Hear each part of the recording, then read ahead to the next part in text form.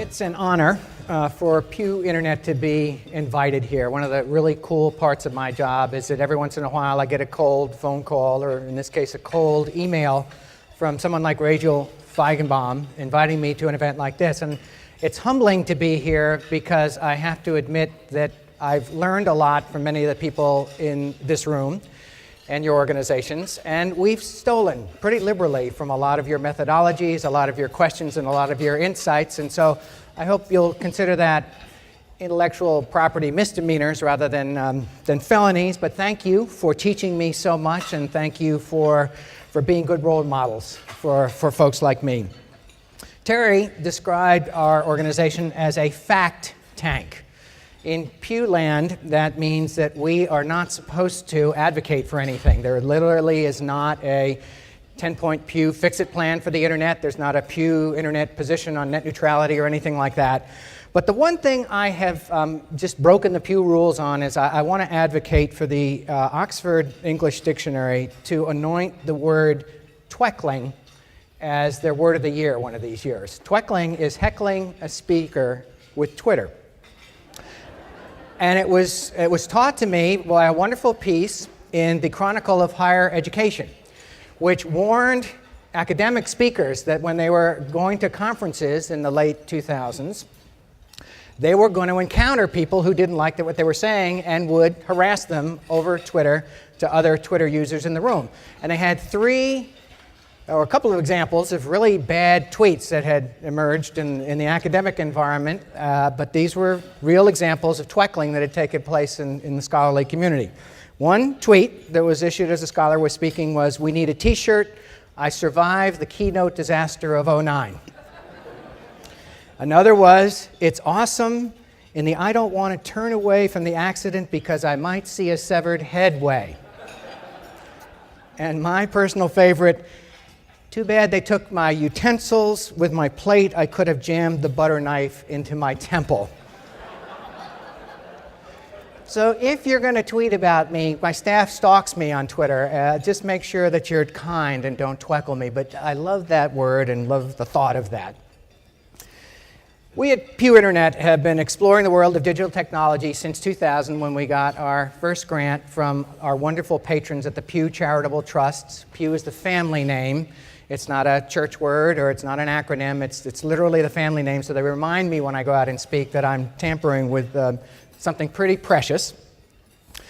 In the ensuing decade of the work that we've done, a lot of national surveys and increasingly some more computational stuff, we've charted the rise of three revolutions on our watch. The first was the internet broadband revolution, the second was the mobile revolution, the third was the social networking revolution.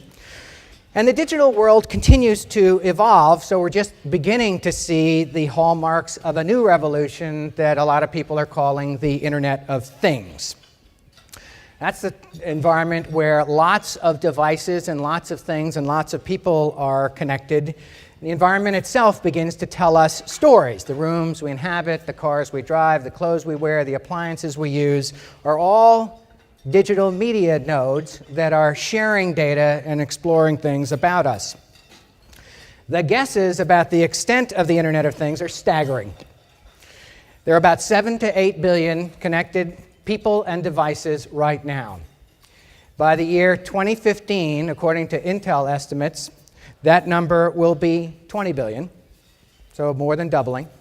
By the year 2020, according to estimates at Ericsson, it will be 50 billion. And not long ago, The Economist, with a straight face and unskeptically, reported that some people have put the estimates of connected things in our lifetime approaching 1 trillion. Cisco has predicted that by 2013, so just in 2 years, the amount of traffic flowing over the internet actually will reach 667 exabytes. That's more than 44.55 million versions of the Library of Congress coursing around the internet in just 1 year.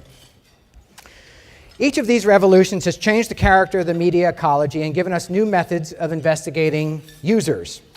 Or as one of my many teachers, Professor Jay Rosen at NYU, actually doesn't call them users anymore. He calls them the people formerly known as the audience.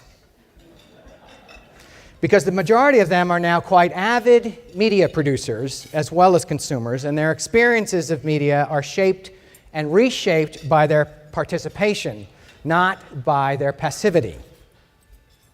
The reason I completely agree with David Moran's from this morning that this is the platinum age of research is that this new media environment and the exaflood of data to come can bring us a lot closer to understanding people in the ways that David Brooks described this morning as well. Among other things, one of my favorite portions of his book and of his speech this morning, we're moving from an age of assessing people by their traits towards an age of understanding their behavior in contexts. We received some new survey data a couple of days ago, and I thought I'd share with you sort of an updated snapshot of where the three revolutions stand. We don't measure the Internet of Things quite yet.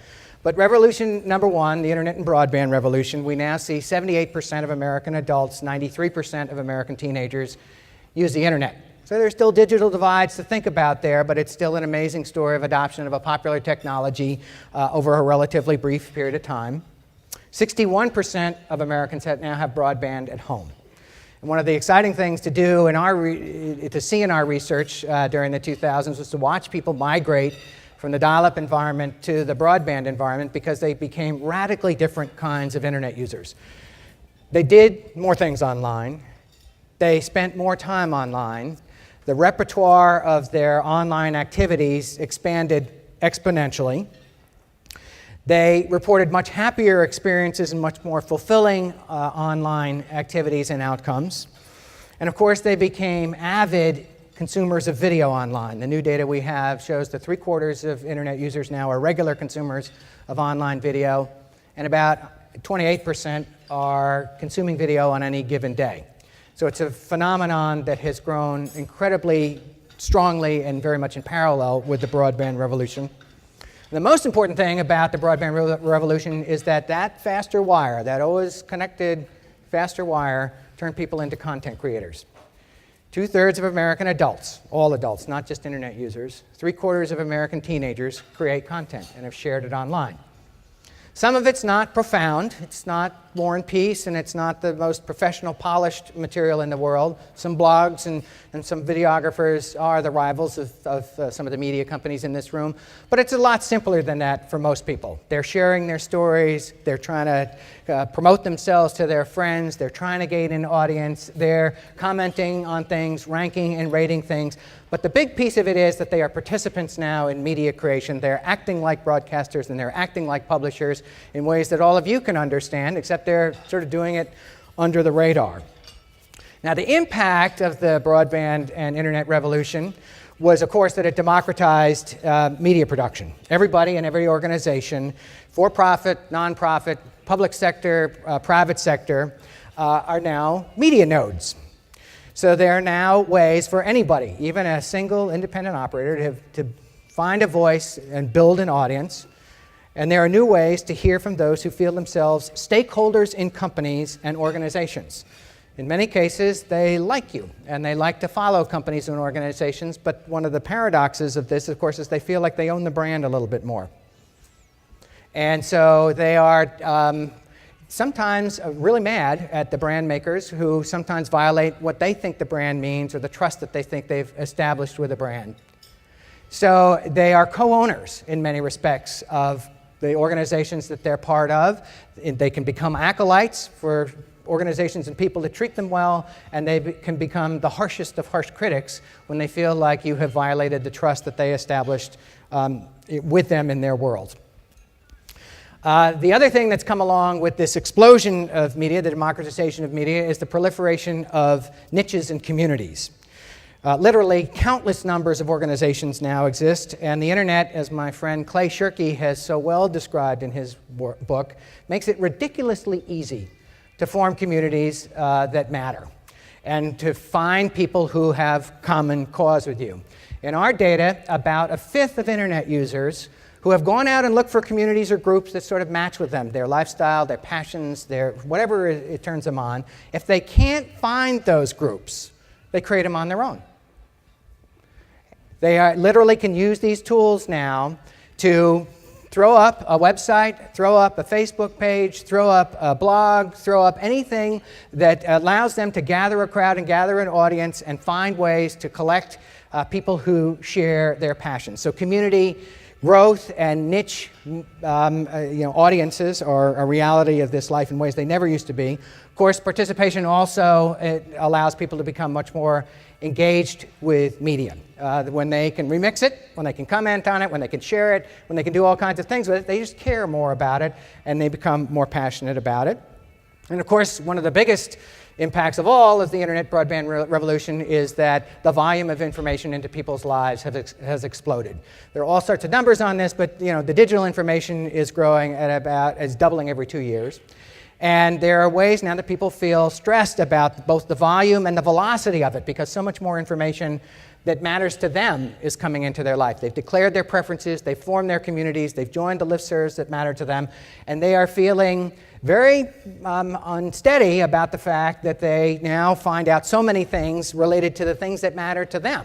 So a coping mechanism that they have created is customized filters. They use technology tools, they use their social networks, they use other things now to create what the great media scholar Nicholas Negroponte called the daily me.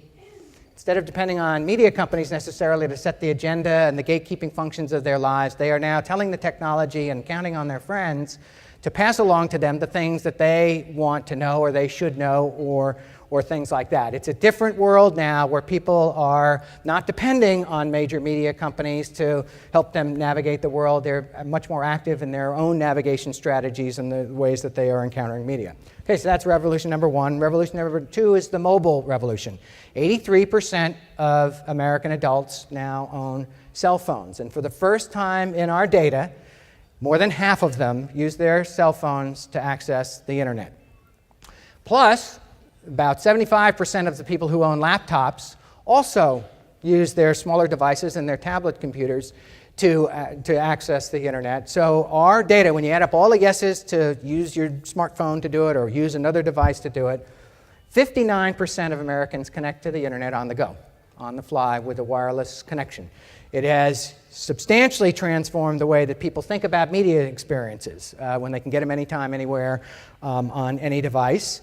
And of course, it's elevated the importance of real-time information in their lives. They are now much more attuned to getting feedback and comment and finding out about the environment on the fly and in ways that will help them make decisions or just help them figure out what's going on in life. And of course, a new and exciting component of that is location awareness. The big story about the internet as we were measuring it through the early part of the decade was on the internet, people didn't know if you were a dog or not. They didn't care where you were. Now, location and identity is becoming a much more important part of the story in the context of location awareness. In this new survey that we just finished, about 6% of internet users use location check-in services. So it's just the early adopters and the sort of most avid people who are doing it, but it's primed for growth, I think. And 9% of internet users are allowing location awareness when they are active in social media. So it's still a fragment of the population, but it's growing. And again, location is coming back into the story of how people engage media and digital technology. And of course, there's a big dispute about the term hyperlocal. What does it mean? For a lot of news organizations and a lot of media companies, it means your physical neighborhood, which is more refined from lots of other ways that people have encountered you in media properties. But for a lot of people, what they're carrying around in their pocket makes them hyperlocal. It doesn't matter so much if they're in their neighborhood where they live or in the zip code where they go to work. It's where they are with their device in their pocket and where they have their need. That's what's hyperlocal, not the zip codes of where they belong to.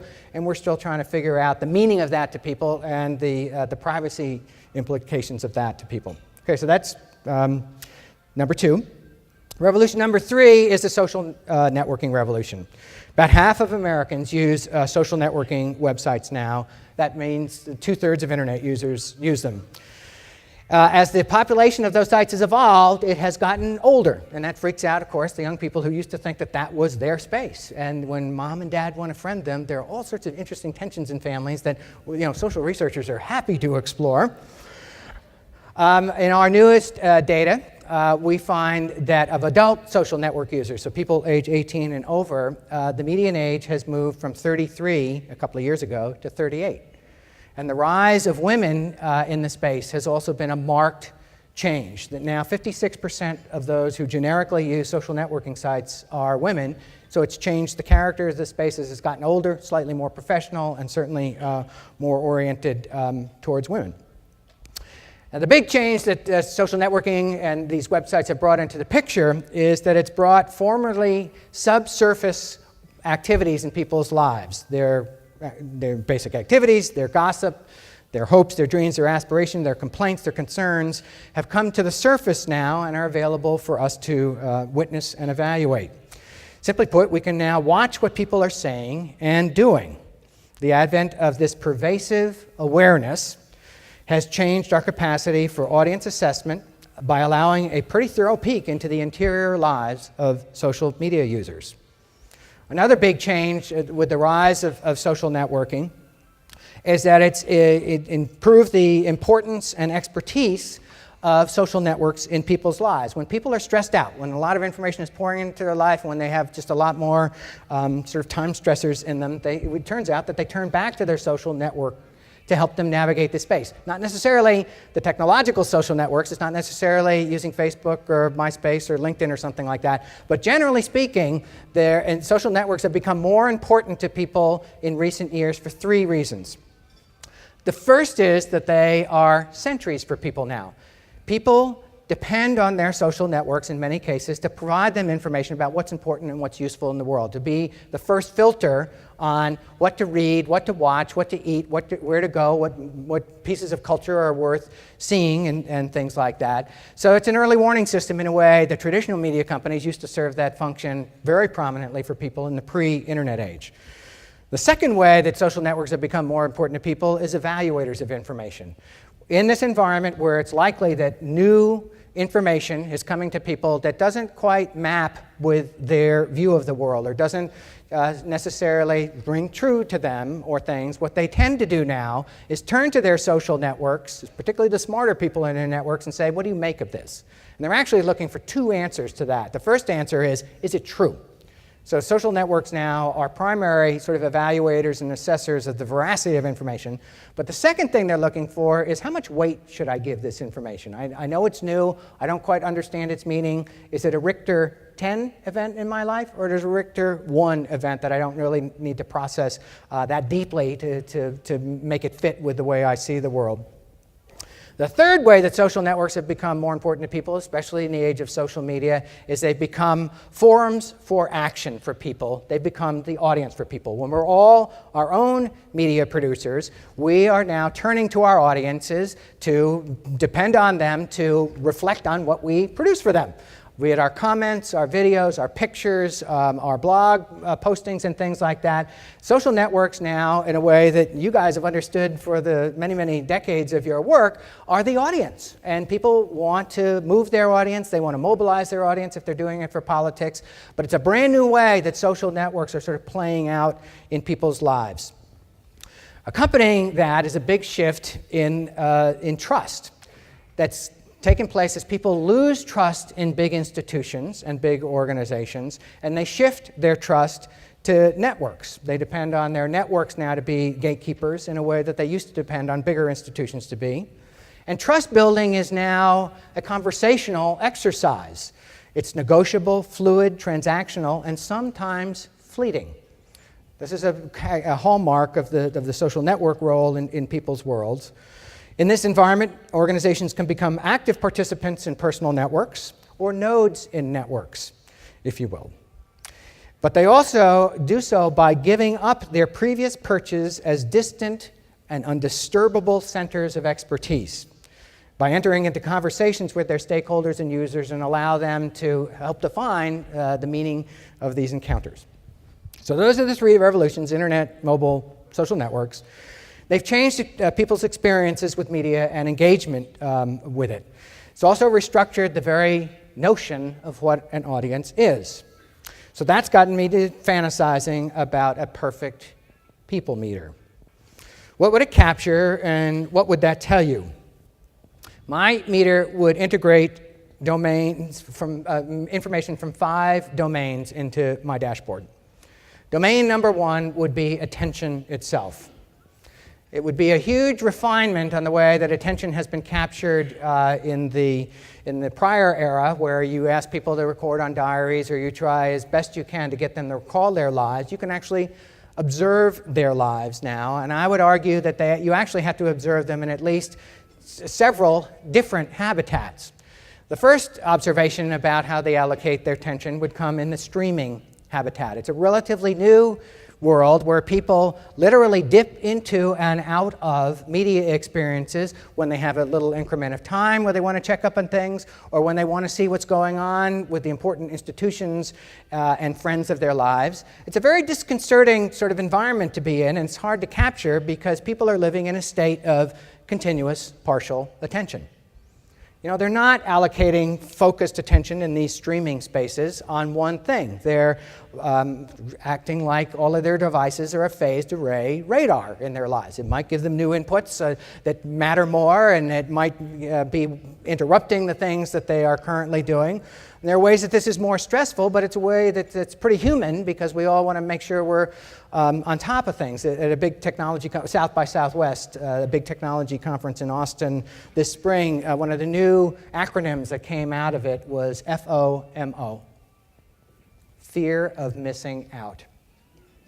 People use these devices now lest they be the last to know, or lest they not hear about something that all of other people in their network and all the other people that matter to them know. So we're sort of compelled to keep these devices on because fear of missing out overrides concerns about the stressors related to it. So you got to measure attention in the streaming environment, but you also have to measure attention in the immersive environment.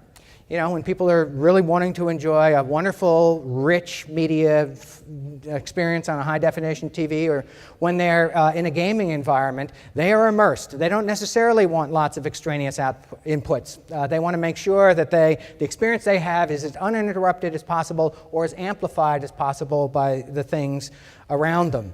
The other way that we see this showing up in the world is when people are desperate to do personal research. In our data, that shows up most dramatically as we watch people do health searches.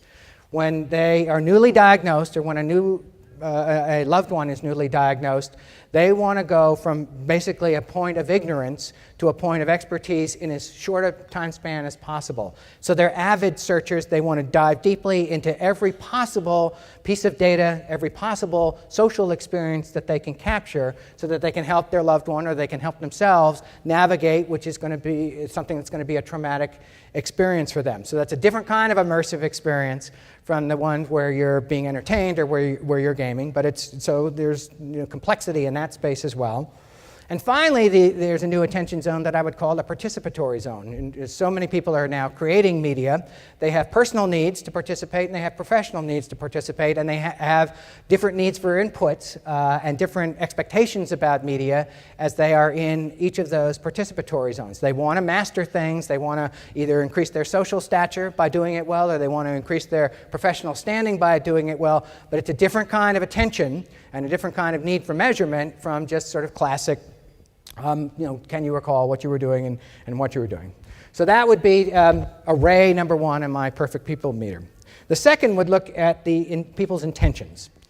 There's wonderful work that was actually is moving along quite well in the Web 2.0 conference world and community world. John Battelle, who actually was one of the originators of the Web 2.0 idea, has refined it now and talks about 7 different kinds of databases that are available to people now that help them understand people's intentions and people's actions. The first one is the purchase database, which we've all had for a while and things like that. But in this era, not only can we get purchasing information, but we can get information about things that were almost but not purchased. Abandoned shopping carts, people who navigate in and out of spaces. There's a lot more insight to be gained now in that environment than just sort of watching the final purchase experience.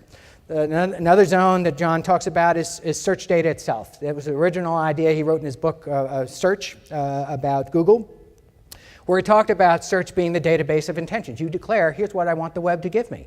And it's an amazing declaration of sort of where you are, what your need is of the moment, and it's a robust way of figuring out sometimes what people's intentions and needs are.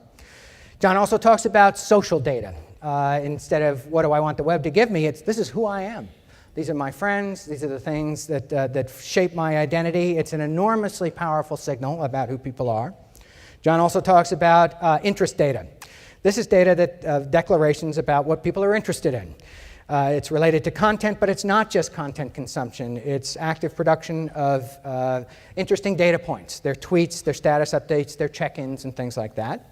He also talks about the importance of location data, where I am and how long I've been there, and who are my buddies who are hanging around there, and how often do I keep coming back to the same space.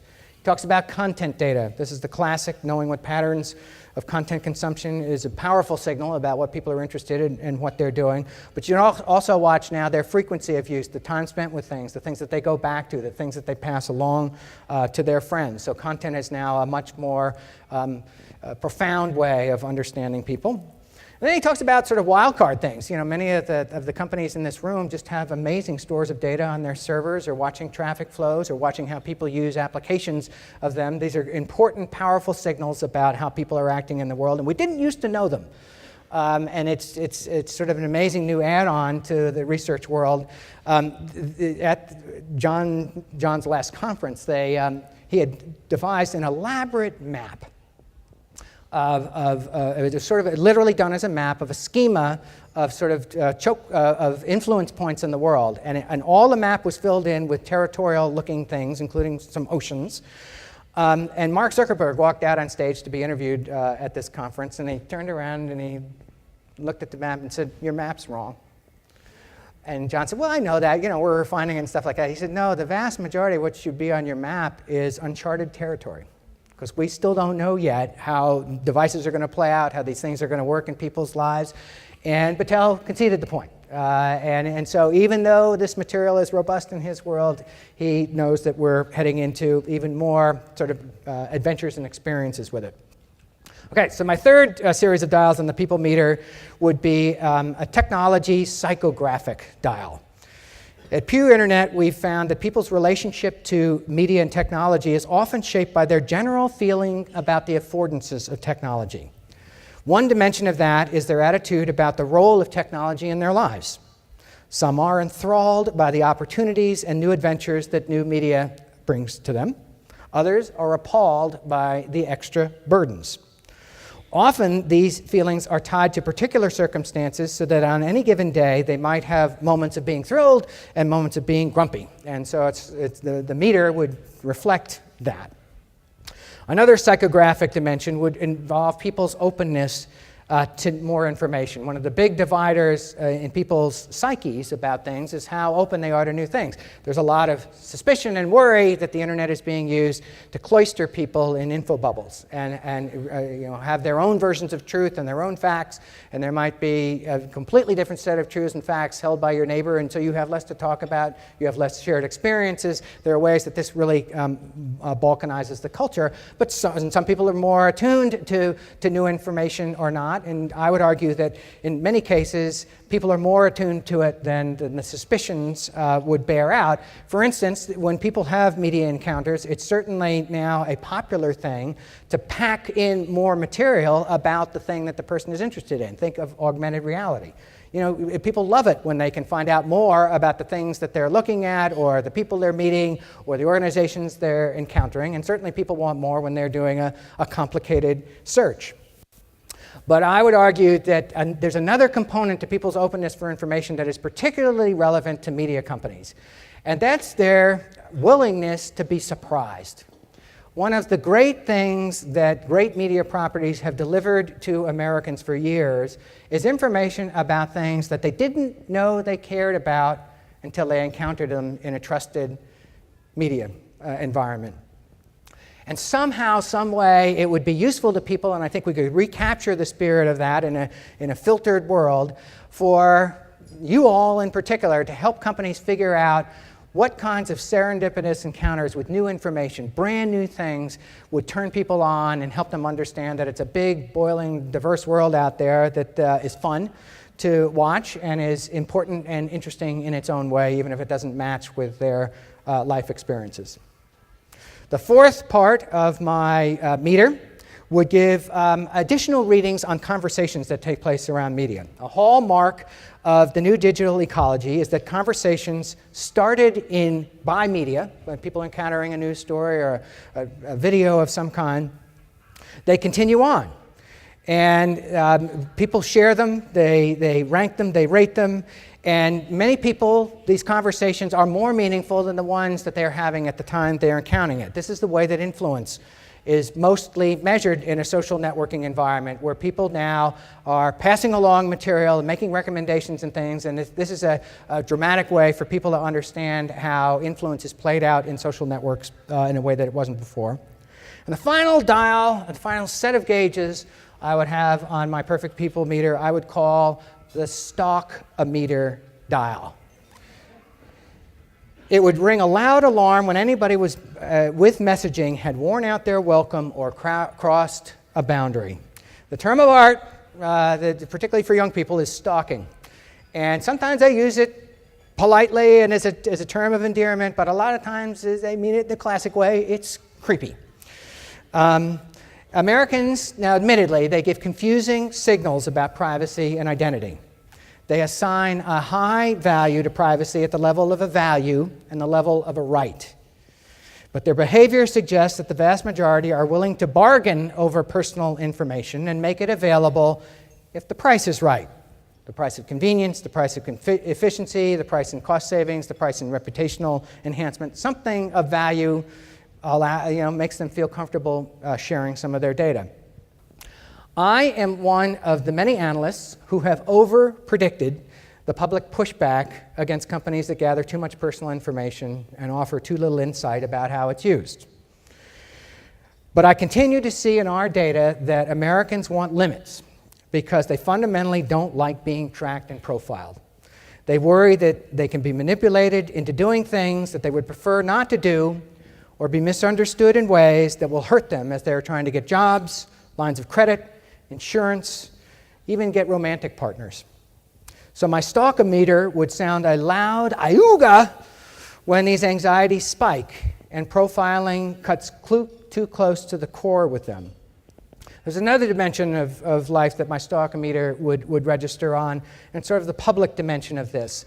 Americans will tolerate, or seem to be willing to tolerate, a whole bunch of sharing and a whole bunch of insights that come from sharing.